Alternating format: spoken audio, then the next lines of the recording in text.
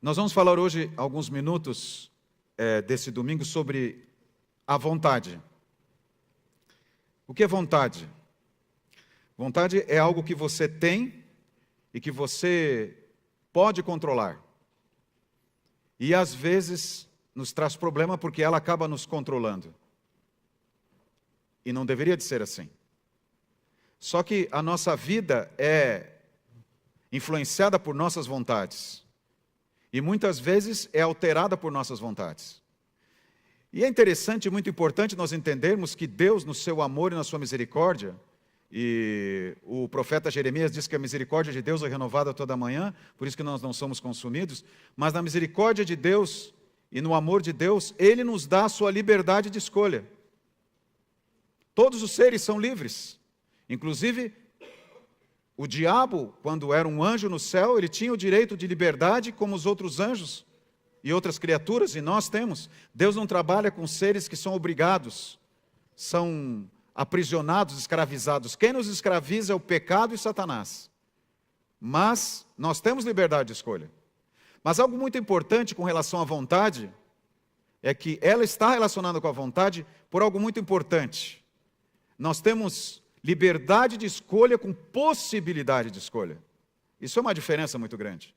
Porque não é só uma liberdade de escolha.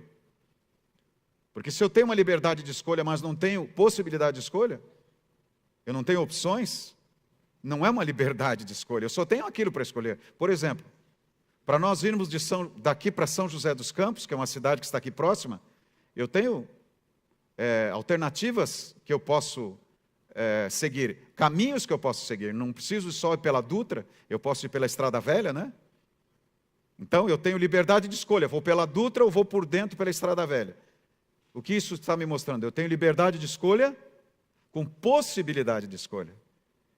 E no reino de Deus é assim. Eu tenho liberdade de escolha com possibilidade de escolha. Mas a minha possibilidade de escolha qual é? Eu aceito Jesus como meu Salvador, eu aceito Deus como meu Criador, ou eu estou sujeito ao mal, ao pecado, ao controle do mal. Eu não tenho um campo neutro. O que eu posso escolher é, eu aceito Deus ou não, e estou dominado pelo mal. A liberdade de escolha com possibilidade de escolha, a possibilidade é, eu estou e aceito Deus na minha vida, ou eu não aceito Deus na minha vida. No domingo passado nós estudamos aqui sobre um momento muito importante, a história do rei Ezequias e do cerco de Senaqueribe, os assírios, ao povo de Israel. E hoje eu quero ver uma segunda parte da história de Ezequias, que está relacionada muito conosco, comigo, com você, principalmente nós estamos hoje no primeiro dia da semana, um domingo, né? E teremos escolhas para fazer, e liberdade de escolhas para fazer. Tem um texto que me impressionou bastante quando eu li, está no livro Ciência do Bom Viver, na página 210. Ele diz assim: nossos planos são com frequência frustrados, a fim de que sejam cumpridos os planos de Deus a nosso respeito. Mas você não acabou de falar, pastor, que Deus nos dá liberdade de escolha? Então Deus não nos permite escolher? Permite escolher. Só que Ele sabe que algumas escolhas nos trarão problemas. E de uma maneira muito amorosa, Ele às vezes frustra alguns planos nossos, da maneira que não apoia esses planos, para que Ele possa cumprir os planos dEle a nosso respeito. Ele está nos protegendo, Ele está nos salvando, evitando. E é interessante que às vezes, mesmo nessa condição, nós insistimos com Deus. Não, eu quero isso. E como Deus faz quando a gente decide que vai ser do nosso jeito? Deus põe a gente amarrado num quarto fechado? Ou Deus nos deixa fazer a nossa vontade? Deus nos mostra, Deus nos orienta, mas Ele vai respeitar a tua liberdade de escolha. Isso é muito importante, nós entendemos. Agora, olha só que coisa interessante. Esse lugar que você está vendo aí é um túnel, acho que dá para identificar pela foto, né? Esse lugar está em Israel, fora dos muros de Jerusalém da época. Ele é conhecido como Arqueduto de Ezequias, do rei Ezequias. Esse túnel, queridos, foi escavado 500 anos antes de Cristo. Ele foi escavado. quase 600 anos antes de Cristo. Interessante que saiu um grupo de dentro de Jerusalém, dos muros de Jerusalém, e outro grupo fora dos muros de Jerusalém. Começaram a escavar embaixo da terra, e vocês podem ver que ele é pedra, tudo. Não sei como eles fizeram isso, porque não tinham britadeira, não tinham dinamite, eles não tinham esse tipo de equipamento. Era na picareta. E eles não tinham o sistema de orientação que nós temos hoje, GPS, mas eles saíram, os dois grupos, um de fora dos muros, outro de dentro dos muros, e se encontraram e completaram esse túnel antes que os assírios chegassem em Jerusalém e fizessem um cerco. Por quê? Ezequias mandou tapar todos os poços do lado de fora para eles não terem água e só fez esse arqueduto de um lugar, de uma fonte que eles tinham lá, que eles sabiam onde que era, que ficava num lugar escondido, e essa fonte levava água por esse arqueduto para dentro da cidade. Então, eles teriam água para sempre, e os assírios ficariam de fora e não teriam água. Então ele fez isso. Lá a arqueologia encontrou o túnel de Ezequias, e eu quero dizer para vocês, aí estou eu, o tempo que eu usava bigode ainda, tinha cabelo preto, né? Bons tempos esses, né, Osíris? Eu estou saindo do túnel de Ezequias, eu tive o privilégio de visitar as escavações, esse sítio arqueológico lá. Então a história nos mostra, está lá hoje para provar para você o que aconteceu. Mas não é só isso, gente. Essa escultura, essa figura em relevo que você está vendo, é de uma descoberta arqueológica de Senaqueribe. Aí os escritos identificam que esses personagens de Senaqueribe. Naquele tempo não tinha YouTube, não tinha celular para você bater foto, fazer selfie. Então essa é a selfie do Senaqueribe, daquela época. Era assim que eles faziam, eles colocavam isso nos muros. No caso de Senaqueribe, como ele era rei, eles colocaram no palácio dele, essa escultura aí.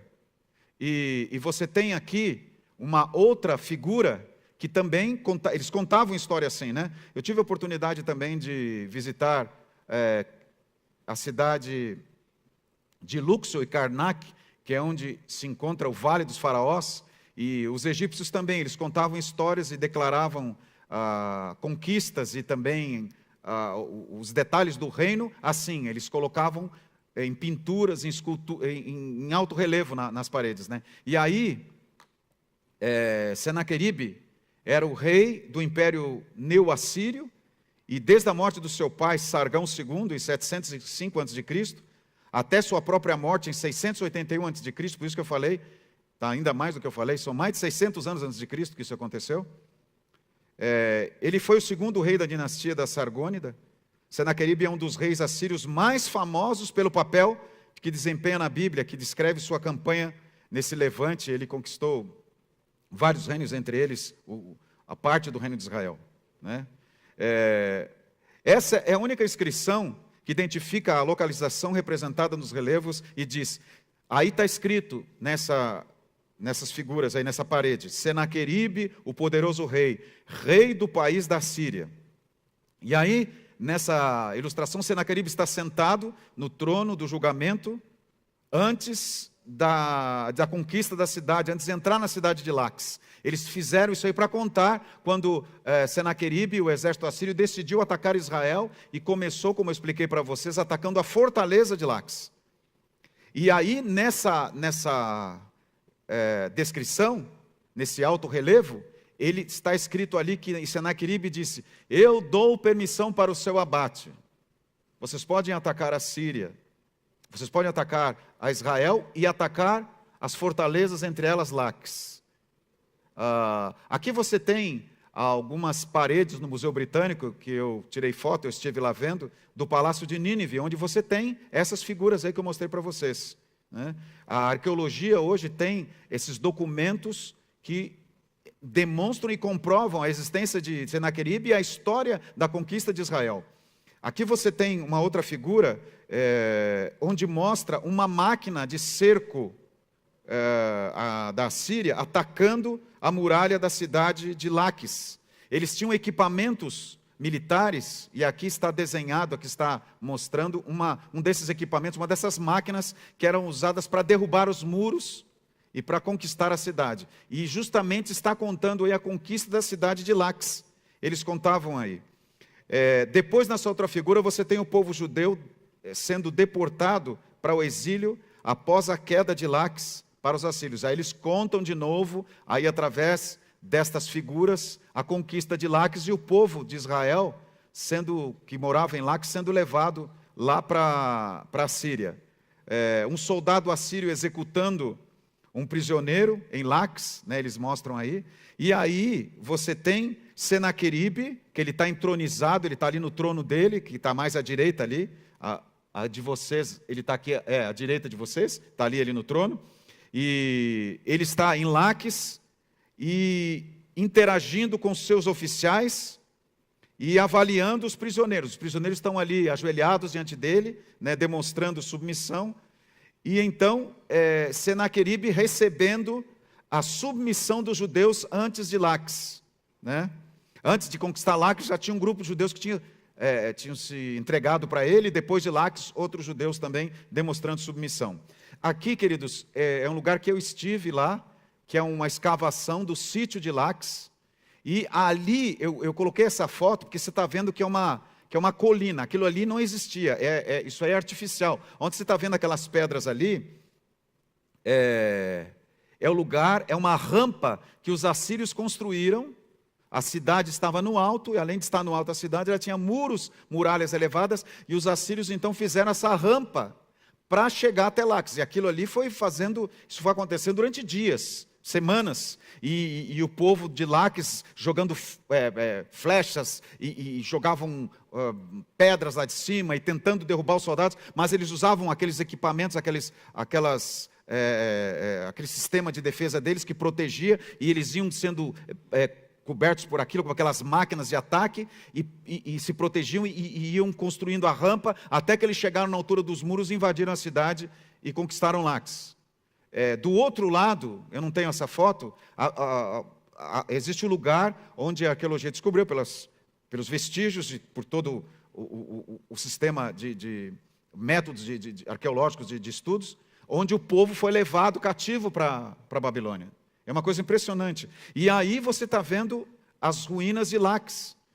Você está vendo aí a parte do sítio arqueológico de Laques. Essa era uma cidade, vocês estão percebendo que ela ficava no alto. As fortalezas ficavam no alto para ficar mais difícil o acesso do inimigo, e além disso eles tinham uma muralha. Ali você vê parte da muralha, que claro, foi derrubada, e naquela época eles derrubavam e construíam em cima.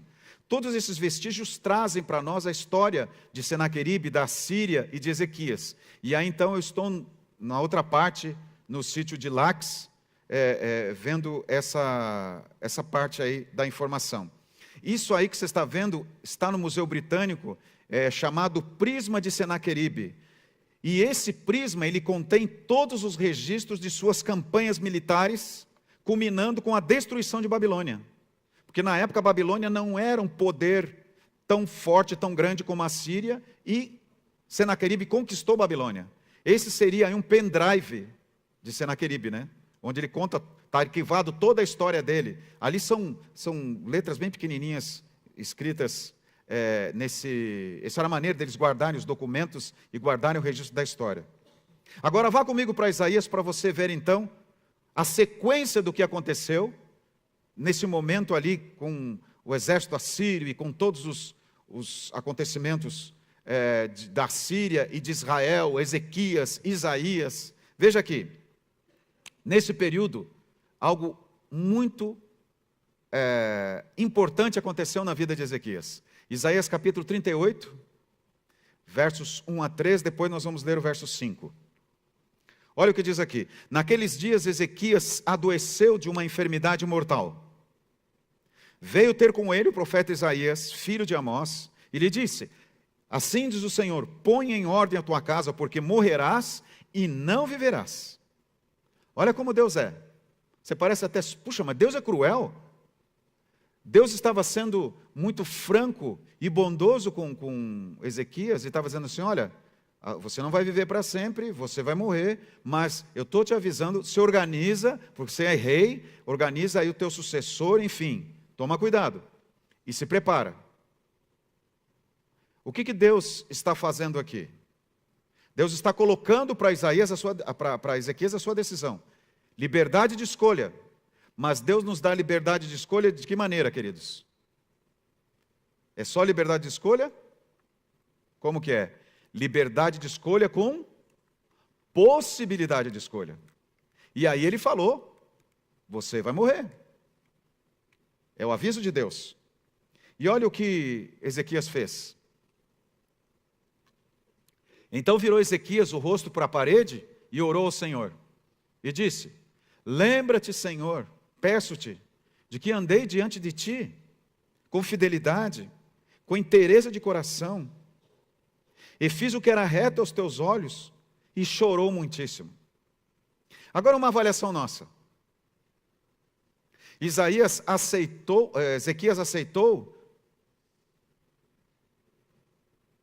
a notícia que Isaías deu para ele? O que Deus falou para ele? Não.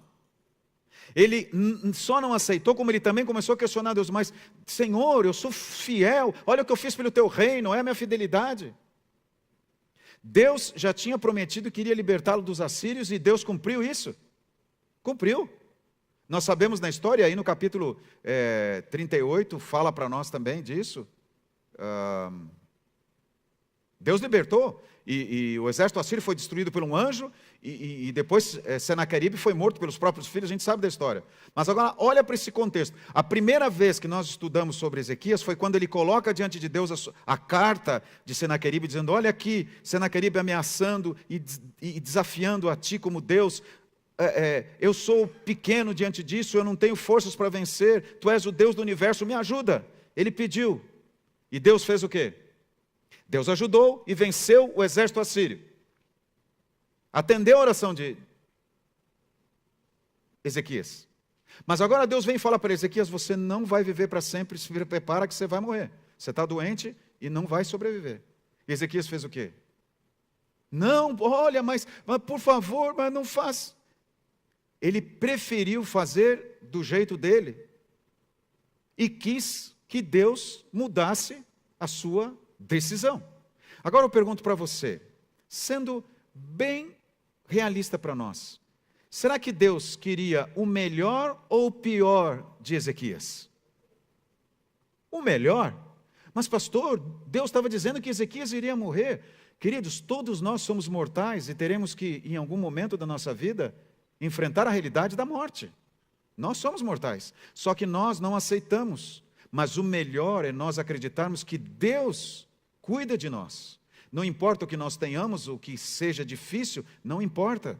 Deus cuida de nós.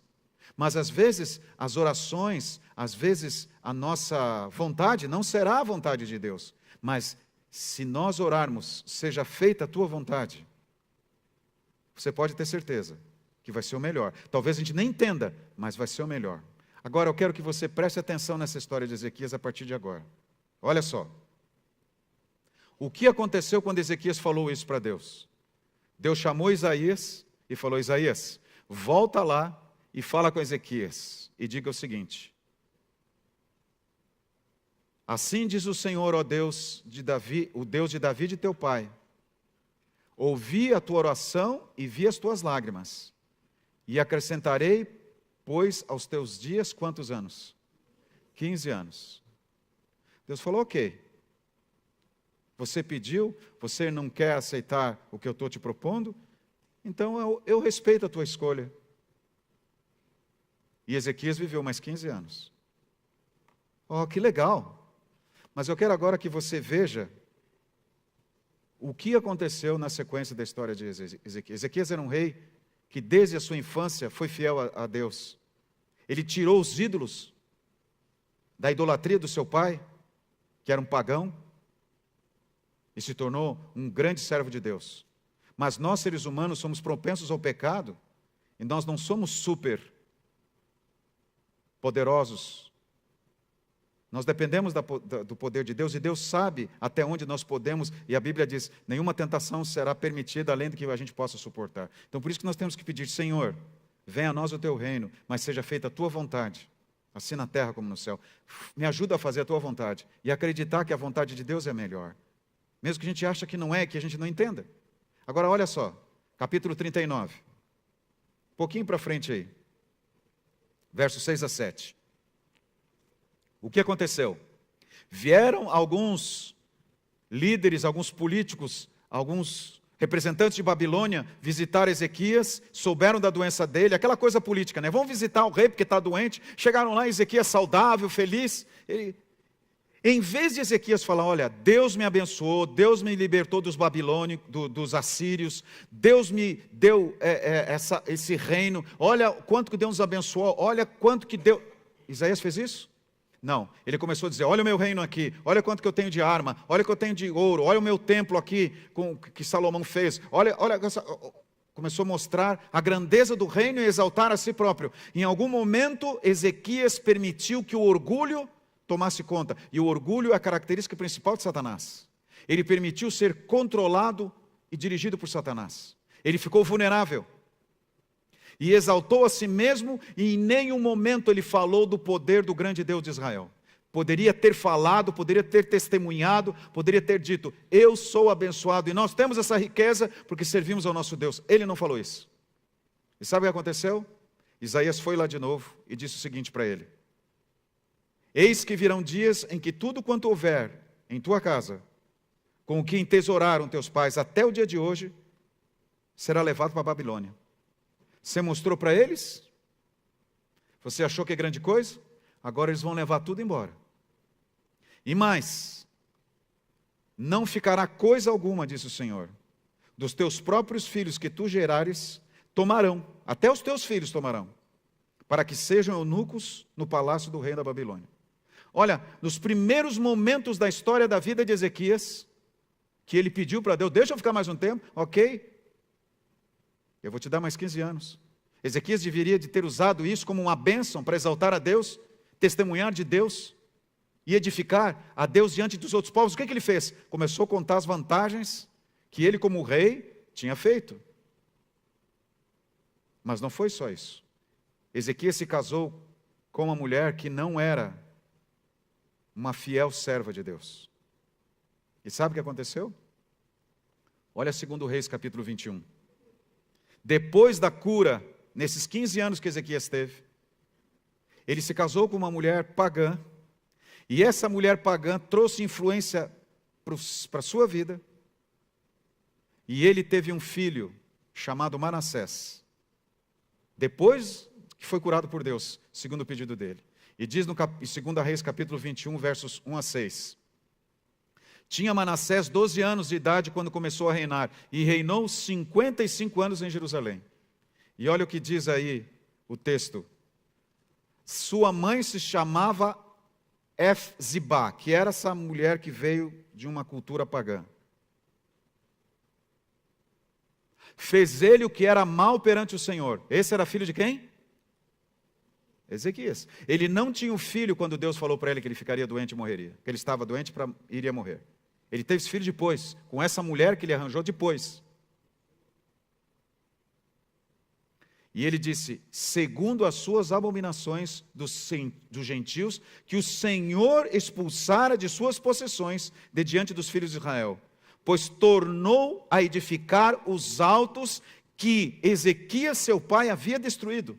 Olha, tudo aquilo que Ezequias destruiu e purificou Israel, ele veio, construiu e afundou Israel na idolatria de novo. Levantou altares a Baal e fez um poste ídolo com que fizera Acabe, o seu avô, pai de Ezequias, que havia casado com Jezabel, que era uma pagã, adoradora de Baal, e trouxe toda a idolatria para dentro de Israel. Ezequias tinha libertado Israel disso. Agora veio Manassés, segundo a influência da sua mãe, e fez tudo de novo. E se prostrou diante de todo o exército dos céus e o serviu. Agora, olha, isso não foi tudo. Olha a crueldade, a maldade, e aonde Manassés chegou como rei de Israel, que deveria de servir ao Senhor.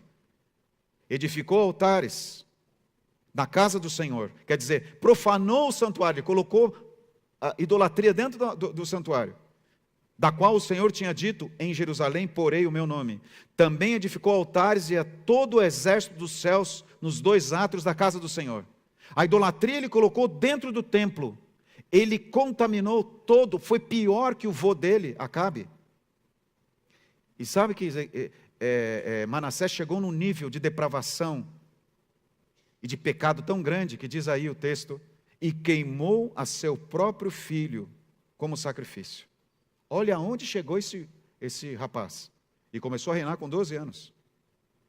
Adivinhava pelas nuvens, era agoureiro e tratava com médios e feiticeiros. Quer dizer, Manassés adorava a quem? Ao demônio. Servia o culto ao próprio Satanás. Era um servo de Satanás. Ezequias foi um servo de Deus, o filho dele era um servo de Satanás. Prosseguiu em fazer o que era mal perante o Senhor para provocar a ira. Agora eu pergunto para vocês, isso não foi predestinação, lógico, mas foi uma escolha que Manassés fez, que Ezequias fez. Será que Deus queria poupá-lo dessa tristeza? É lógico que sim. Será que Deus queria salvar Israel das consequências que Satanás estava manipulando? Sim. Mas Ezequias preferiu fazer o quê? Do seu jeito. Deus deu liberdade de escolha com possibilidade de escolha para Ezequias? Deu. E como Ezequias decidiu, Deus permitiu. Foi Deus quem fez isso? Não. Você está entendendo como é que Deus lida com a gente? Ele respeita você e deixa você escolher, mas as consequências terão que ser assumidas. O reino de Israel foi conquistado anos depois pela Babilônia. E realmente, até o templo foi destruído. E eles perderam tudo. A vontade é algo que faz a diferença em nossa vida. E o que eu preciso fazer? Algo que Ezequias fez, que o ajudou. Veja o verso 8, 39, verso 8. Diz ali, então disse Ezequias a Isaías, boa é a palavra do Senhor que disseste, pois pensava, haverá paz e segurança em meus dias. Ezequias está preocupado com quem? Com ele. Mas de alguma maneira ele foi humilde e reconheceu, Deus está certo. Deus está certo. Eu errei. É um começo. Mas, infelizmente, as consequências foram muito graves. Deus tem um plano para você nesse momento, mas você precisa colocar a sua vontade nas mãos de Deus. A sua oração precisa ser que seja feita a tua vontade, Pai. Mesmo que seja a coisa mais difícil da sua vida, saiba que Ele fará o que é melhor para você. A Bíblia nos fala isso e nos ensina que aqueles que servem ao Senhor e o obedecem, prosperam e são felizes. Mesmo que às vezes não tenham tudo o que gostariam e as coisas que gostariam. Deus cuida da gente, queridos, de uma maneira tão forte e tão plena que nós não imaginamos e não entendemos. E talvez você esteja aqui nesta noite se perguntando por que Deus não respondeu a sua oração, não fez o que você gostaria. Porque Ele sabe o que é melhor. E nem sempre vamos ouvir de Deus aquilo que queremos. Mas se nós permitirmos, vamos ouvir aquilo que precisamos. O que você quer ouvir neste momento de Deus? Aquilo que você precisa ou aquilo que você quer? Aquilo que é melhor para você ou aquilo que Deus sabe que é melhor para você? Confie em Deus e aceite os seus ensinos. Deus cuidará de ti. Eu vou cantar esse hino agora e quero convidar você a pensar neste momento. Como que você tem usado a tua vontade? Como que você tem dirigido a tua vida? A vontade tem sido a tua ou a de Deus? Você tem aceito os teus planos ou os planos de Deus? Neste momento, faça uma escolha. E em nome de Jesus, que seja a vontade de Deus.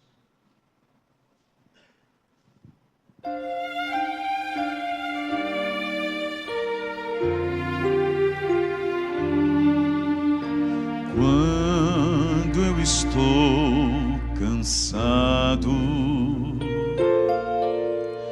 e em meio à sombra estou, o coração ferido ou perseguido sou. Jesus é meu amparo, abrigo na aflição. Os seus olhos me contemplam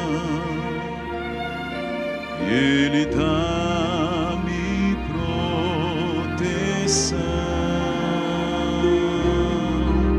Os seus olhos me contemplam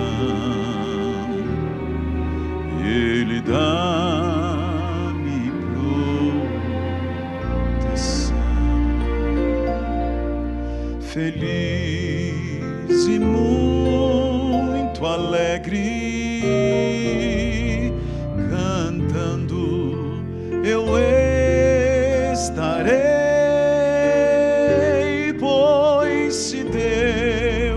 Protege as aves, cuidará também de mim.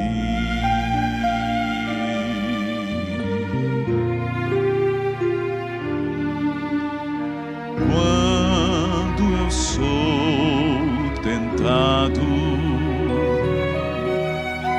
na escuridão da dor,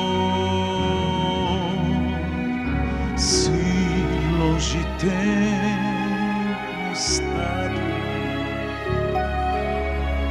do seu tão grande amor, eu volto sem receio ao meu bom Salvador. Eu volto sem receio ao meu bom Salvador, pois se Deus protege as aves, cuidará também de mim. Feliz e muito alegre, cantando eu estarei, pois se Deus protege as aves, cuidará também de mim. Pois se Deus protege as aves,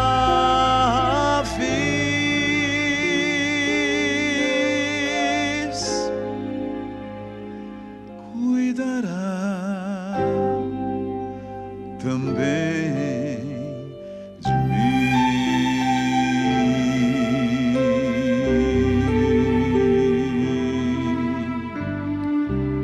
Amém. Vamos orar? Próxima quarta-feira, a gente continua adorando o Senhor. Oremos pelo Impacto Esperança, conforme o vídeo que assistimos do pastor Stanley Arco, que é o presidente geral da divisão sul-americana. Nós temos muitas pessoas buscando conhecimento, esperança na volta de Jesus. Querem saber sobre isso. E o livro Grande Conflito será distribuído no próximo final de semana, no próximo sábado, dia 1º. E muitas pessoas aqui em torno da igreja, muitos lugares serão visitados e esse livro será entregue. Oremos para que o poder de Deus se manifeste através dessa literatura, desse livro, que é um best-seller e conta a história da redenção. Feche seus olhos, por favor. Pai querido, Obrigado pela história de Ezequias, que nos conta a sua fé e a sua confiança no momento de cerco militar e de ameaça de um povo pagão como a Síria. O milagre que tu fizeste ao libertar o teu povo. Mas obrigado por contar que esse homem também teve momentos de fraqueza, como nós, seres humanos, temos. Perdoa-nos, Senhor, como perdoaste a Ezequias. Ajuda-nos a entender que a tua vontade é a melhor coisa para nós, e tu queres o melhor para nós. Se alguém aqui tem resistido à vontade de Deus, e tem insistido em fazer as coisas do seu jeito, em nome de Jesus, querido Espírito Santo, convença esse teu filho, essa tua filha, a entender que tu o amas, que tu amas essa filha, amas esse filho, e vai fazer o que é melhor. Obrigado por nos ensinar isso e nos livrar do mal. Nos dê a tua paz e um abraço de Pai. Muito obrigado. Em nome de Jesus. Amém. Que Deus te abençoe e que você tenha muita paz.